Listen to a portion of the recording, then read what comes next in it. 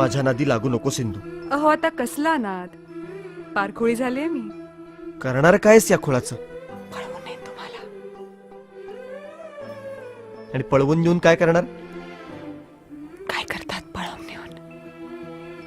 लग्न करेन तुमच्या संगे. अधीर मन झाले मधुर घन आले धुक्यातुनी नभातले सख्या प्रिया सरीतुनी सुरेल धुंद स्वर हे आले अधीर मन झाले धुक्यातुनी नभातले सख्या प्रिया सरीतुनी सुरेल धुंद स्वर हे आले मधुर घन आले.